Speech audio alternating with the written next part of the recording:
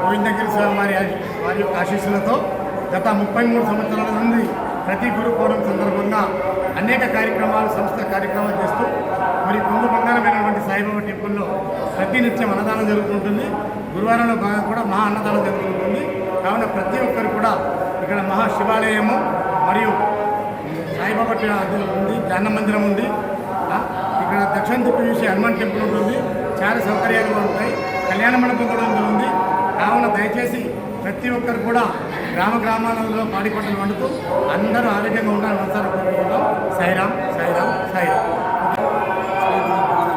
గోవిందగిరి స్వామి అయిన గత 30 సంవత్సరాల నుంచి స్వామివారి యొక్క కైంకర్యాలు యథావిధిగా యజ్ఞ కార్యక్రమాలు కానివ్వండి, అన్నదాన కార్యక్రమాలు కానివ్వండి, స్వామివారికి అభిషేకం కానివ్వండి, ప్రతిరోజు అంకురార్పణలు కానివ్వండి, స్వామివారికి విశేషంగా జరుగుతుంది.